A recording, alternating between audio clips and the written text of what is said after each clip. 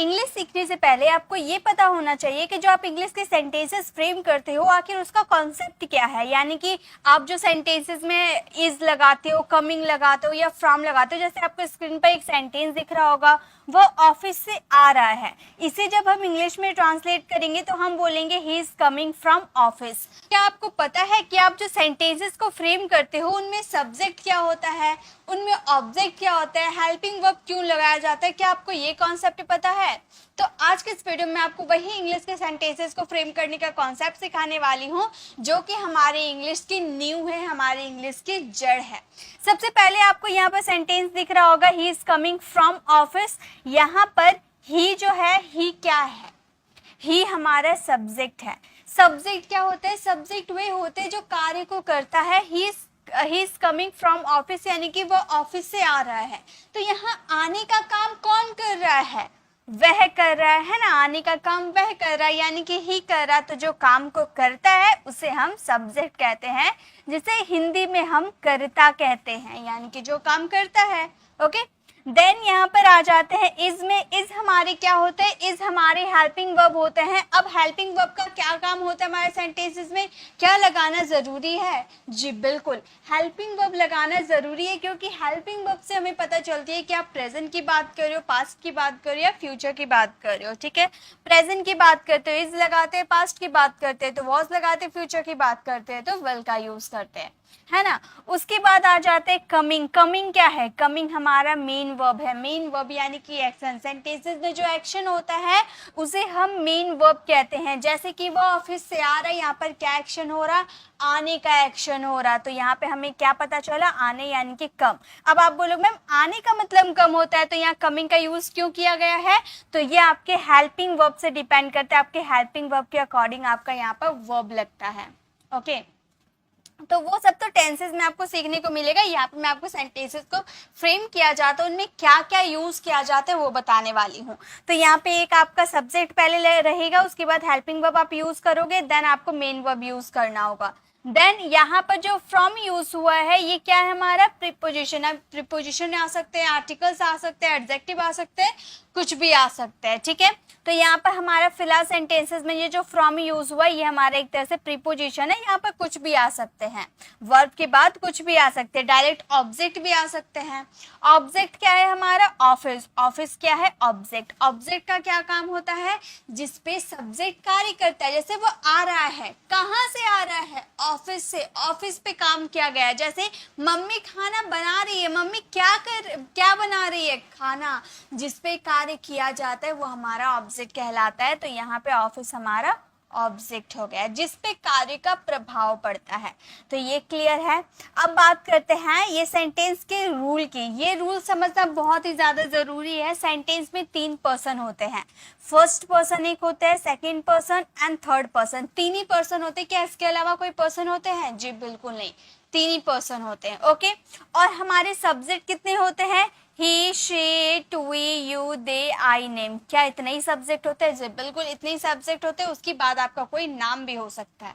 ठीक है, हमारा जो मास्टर फार्मूला होता है किसी भी सेंटेंसेस को फ्रेम करने का, मास्टर फार्मूला है ये सब्जेक्ट, हेल्पिंग वर्ब, वर्ब यानी कि मेन वर्ब एंड ऑब्जेक्ट। इतना ही हमारे सेंटेंसेस को फ्रेम करने के लिए जरूरत पड़ती है। ओके, अब बात करते हैं यहाँ पे first person, second person and third person. मैंने बताया था ना, फर्स्ट पर्सन में हमारे आते हैं सिंगुलर। फर्स्ट पर्सन की कैटेगरी देखिए, सिंगुलर हो सकते हैं या प्लूरल हो सकते हैं। तो फर्स्ट पर्सन का अगर आपसे कोई पूछता है कि फर्स्ट पर्सन सिंगुलर क्या है तो आप आंख बंद करके बता देना है। अब आंख बंद करके क्या बता दोगे? आई होता है। और फर्स्ट पर्सन प्लूरल यानी कि वी। ये किसके बारे में बताते हैं? जो बोलता है। यानी कि देखिए आपको कैसे पता करना है कि ये फर्स्ट पर्सन है या सेकंड पर्सन है? कैसे पता चलेगा? जो बोलने वाला व्यक्ति होता है ना वो फर्स्ट पर्सन होता है। अच्छे से क्लियर कर दूंगी, पहले सेकंड और थर्ड पर्सन भी देखिए। सेकंड पर्सन अगर आप सिंगुलर देखने जाओ तो सिंगुलर यू ही होता है, प्लूरल भी यू होता है। यानी कि अगर सिंगल व्यक्ति की बात करोगे तो भी यू का यूज करोगे, प्लूरल व्यक्ति की बात करोगे तो भी यू का यूज करोगे। एंड थर्ड पर्सन सिंगुलर हो जाते हैं ही, शी, इट। यानी कि सिंगल व्यक्ति, जब आप किसी सिंगल पर्सन की बात करोगे वो थर्ड पर्सन सिंगुलर होता है और दे आपका थर्ड पर्सन प्लूरल होता है। अब देखिए यहाँ पर इसके बारे में बताया गया है, इस पे जरा ध्यान दीजिए। कैसे आपको पता चलना है? क्या इतना याद रहेगा कि फर्स्ट पर्सन आई वी है? वो सब ध्यान मत रखिए, बस ये ध्यान रखिएगा आप इंग्लिश बोलना सीख जाओगे। जैसे कि देखिए फर्स्ट पर्सन क्या होता है, जो बोलने वाला, यानी कि अभी बोलने का एक्शन कौन कर रहा है, मैं, यानी कि मैं क्या हो गई फर्स्ट पर्सन। सुनने का काम कौन कर रहा, आप, यानी कि आप क्या है सेकंड पर्सन। जो सुनता है वो सेकंड पर्सन होता है। और अब मैं और आप मिलकर बात कर रहे हैं रोहन के बारे में कि रोहन बहुत शैतान है, वो हमेशा बदमाशी करता है, तो मैं और आप बात करें किसी थर्ड पर्सन, किसी दूसरे व्यक्ति के बारे में, वो व्यक्ति कहलाता है थर्ड पर्सन जिसकी बात होगी। यानी कि फर्स्ट पर्सन और सेकंड पर्सन मिलकर जिसके बारे में बात करें वो होता है थर्ड पर्सन। ओके, ये क्लियर है, पर्सन आपको क्लियर हो गया। अब आ जाते हैं वर्ब में। मैंने सब्जेक्ट बता दिया, सब्जेक्ट क्या क्या होते हैं, उसके पर्सन्स बता दिए। अब आ जाते हैं वर्ब में। वर्ब के 5 कैटेगरीज होते हैं, V1, V2, V3, V4, V5। V1 का यूज प्रेजेंट में किया जाता है, वर्ब की सेकंड फॉर्म का यूज पास्ट में किया जाता है, वर्ब की थर्ड फॉर्म का यूज परफेक्ट में किया जाता है, वर्ब का फोर्थ फॉर्म का यूज कंटिन्यूअस में किया जाता है, वर्ब का फिफ्थ फॉर्म का यूज प्रेजेंट में किया जाता है ओनली थर्ड पर्सन सिंगुलर के साथ। तो क्या फर्स्ट पर्सन जो वर्ब का फर्स्ट फॉर्म है प्रेजेंट में क्या हो सकता है, गो। इसे हम बेस फॉर्म भी कहते हैं, ठीक है। ये जो फर्स्ट पर्सन आप देख रहे हो ना, इसे हम बेस फॉर्म भी कहते हैं। इसका सेकंड पर्सन क्या होता है, गो का सेकंड पर्सन, गो मीन्स होता है जाना। गो का सेकंड फॉर्म होता है हमारा वेंट। इसके थर्ड फॉर्म होते हैं gone, fourth form going and fifth form goes. हमेशा third person singular. Third person singular मैंने क्या क्या बताया, ही, शी, इट, यही आपके क्या होते हैं थर्ड पर्सन सिंगुलर। इसी के साथ वर्ब का फिफ्थ फॉर्म लगते हैं। नेक्स्ट है डू। डू का मतलब होता है करना, कोई काम करना, कोई एक्टिविटी करना। ओके, इसका सेकंड फॉर्म हो जाते हैं did, third form done, fourth form doing and fifth form does. यहाँ पे जो आपको डू, डिड और डज दिख रहा है ना, ये आपको हेल्पिंग वर्ब के रूप में भी आपका काम आता है। ओके, तो ये बाद में मैं आपको क्लियर करवाऊंगी। यहाँ पे वर्ब का फॉर्म्स देखिए कि कैसे इसके वर्ब्स के फॉर्म होते हैं। ये हमारे सेंटेंसेस को फ्रेम करने का जड़ है, इसके बिना आप सेंटेंसेस नहीं फ्रेम कर सकते। नेक्स्ट है ईट, यानी कि खाना। इसका second form eat, third form eaten, fourth form eating and fifth form eats. Okay, तो ये होते हैं हमारे वर्ब्स। तो ये क्लियर हो गया, वर्ब समझ में आ गया। अब आ जाते हैं इसके सेंटेंसेस में। अब देखिए सब्जेक्ट के बारे में बताती हूँ। सब्जेक्ट को बोला जाता है कर्ता, यानी कि जो काम को करता है। वाक्य में काम को करने वाले को कर्ता कहते हैं, यानी कि सब्जेक्ट कहते हैं। अब यहाँ पर हाईलाइट करके आपको दिखाया गया है, सीता घर जा रही है। यहाँ पर हाईलाइट क्या किया गया है, सीता को, यानी कि यहाँ पे सब कौन, घर जाने का काम कौन कर रहा है, सीता कर रही है। तो हम क्या बोलेंगे, हम बोलेंगे Sita is going home. Sita घर जा रही है, Sita is going home. Okay, next sentence देखिए। नेक्स्ट है राम खेलता है। अब यहाँ पर खेलने का एक्शन कौन कर रहा, खेलने का एक्शन राम कर रहा है, यानी कि राम हमारा क्या हो गया, राम हमारा हो गया सब्जेक्ट। राम प्लेस, राम खेलता है, राम प्लेस। नेक्स्ट सेंटेंस देखिए। नेक्स्ट हमारा सेंटेंस है राहुल जा चुका है। यहाँ पर जाने का, ये जो जाने का एक्शन हो रहा है कौन कर रहा है, राहुल कर रहा है। तो यहाँ पे हमारा राहुल सब्जेक्ट हो गया, राहुल हैज गॉन। यहाँ मैं टेंसेस आपको नहीं बता रही हूँ कि ये टेंसेस का यूज किया गया, ये टेंसेस का यूज किया, कोई टेंसेस मैं आपको नहीं बता रही हूँ, बस इतना बता रही हूँ कि सब्जेक्ट कौन होता है, काम को करने वाला। पहला सेंटेंस सीता घर जा रही, तो घर जाने का काम कौन कर रहा था, सीता, यानी कि सीता हमारी सब्जेक्ट हो गई। राम खेलता है, तो खेलने का एक्शन कौन कर रहा है, राम, यानी कि राम हमारा सब्जेक्ट हो गया। राहुल जा चुका है, तो जाने का एक्शन कौन कर रहा है, राहुल, यानी कि हमारा सब्जेक्ट हो गया जो काम को करता है। ओके, नेक्स्ट देखिए। अब हम बात कर लेते हैं हेल्पिंग वर्ब की, क्योंकि वर्ब को फ्रेम करने के लिए हमारे पास 4 चीजों की बहुत जरूरत होती है। वो है subject, helping verb, main verb and object. इसकी जरूरत हमेशा पड़ती है। तो अब बात कर लेते हैं हेल्पिंग वर्ब की, समय और सब्जेक्ट के बारे में। देखिए हेल्पिंग वर्ब का क्या काम होता है। हेल्पिंग वर्ब का सबसे पहला काम है समय के बारे में बताने के लिए। अगर हेल्पिंग वर्ब नहीं होगी ना, तो आपको समय का पता नहीं चलेगा। जैसे पापा घर पहुंच गए हैं, तो यहाँ पर पापा हैज रिच होम। अगर हैज नहीं रहता तो क्या हमें पता चलता, पापा रिच्ड होम। पापा पहुंच गए, पापा पहुंचे, गए हैं मतलब कब पहुंचे हैं, प्रेजेंट में पहुंचे हैं या पास्ट में पहुंचे, ये पता नहीं चलता। अगर हैज नहीं रहता ना तो पता नहीं चलता। अब हमने हैज का यूज कर दिया, तो ये बात क्लियर हो गई कि पापा पहुंच गए हैं प्रेजेंट तक ही। ओके, नेक्स्ट, वह खाना खा लेगा, ही विल ईट, या फिर वो खाना खाएगा, ही विल ईट फूड। अब विल नहीं रहता तो हमें पता नहीं चलेगा कि वो प्रेजेंट में खाएगा, पास्ट में खाएगा या फ्यूचर में खाएगा। तो हमने यहाँ पर विल का यूज कर दिया तो हमें ये पता चल गया कि हाँ भाई वो फ्यूचर में खाएगा। नेक्स्ट है तुमने उससे पूछा डिड यू आस्क।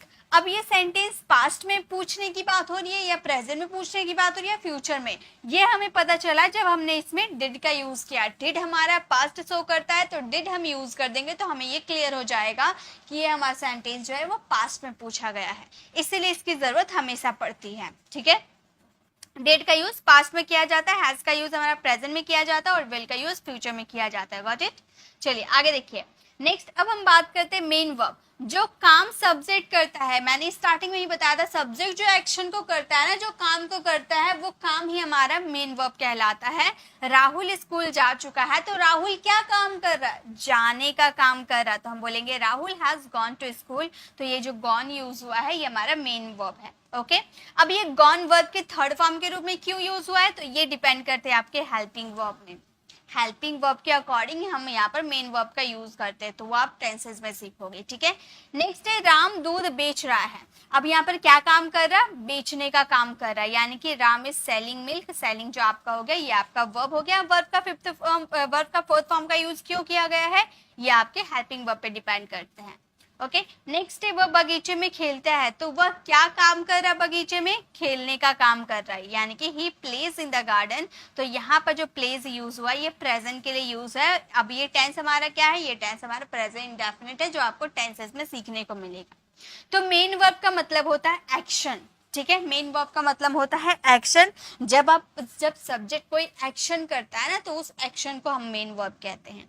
चलिए आगे देखिए, अब बढ़ जाते हैं हम ऑब्जेक्ट की तरफ, जिस पर सब्जेक्ट काम करता है। यानी कि राम एक पत्र लिख रहा है, तो राम क्या लिख रहा है, पत्र। तो पत्र के ऊपर एक्शन हो रहा है जिस पे एक्शन का प्रभाव पड़ता है, जिस पे सब्जेक्ट कार्य करता है, वो हमारा ऑब्जेक्ट कहलाता है। जैसे राहुल स्कूल जा चुका है, तो राहुल कहाँ जा चुका है, स्कूल। तो हम बोलेंगे Rahul has gone to school. School हमारा ऑब्जेक्ट हो गया। राम दूध बेच रहा, तो राम क्या बेच रहा है, दूध बेच रहा। दूध हमारा ऑब्जेक्ट हो गया। Ram is selling milk. वह बगीचे में खेलता है, वह कहाँ खेलता है, बगीचे में। He plays in the garden. Garden हमारा क्या हो गया, ऑब्जेक्ट। तो आपको इस तरह से subject, helping verb, main verb and object की अच्छी जानकारी होनी चाहिए, तभी आप किसी भी सेंटेंसेस को फ्रेम कर सकते हो। अब एक सेंटेंसेस आप लोगों के लिए होमवर्क के लिए, ही इज प्लेइंग क्रिकेट। अब आपको इसमें क्या करना है, ये सेंटेंसेस को आप पहले ध्यान से देखना और इसमें मुझे ये बताना कि ये इज क्या है, ही क्या है, इज क्या है, प्लेइंग क्या है एंड क्रिकेट क्या है। जैसा कि मैंने आपको सब कुछ बता दिया, उसी के अकॉर्डिंग आपको बताने हैं कि इसमें सब्जेक्ट क्या है, ऑब्जेक्ट क्या है, वर्ब क्या है। आपको ये लिखकर मुझे कमेंट में चेक कराने हैं। ओके, तो आपको ये वीडियो कैसे लगी कमेंट में जरूर बताइएगा। अच्छी लगी तो लाइक कीजिएगा, अपने फ्रेंड फैमिली को जरूर शेयर कीजिएगा। तो गाइस इस तरह की वीडियोस अगर आप चाहते हो तो हमारे चैनल को सब्सक्राइब कर लीजिएगा, ताकि रोज आने वाली वीडियोस की नोटिफिकेशन आपको समय पे मिलती रहेगी। तो मिलते हैं नेक्स्ट ऐसे इन्फॉर्मेटिव वीडियोस के साथ। Till then bye bye, take care.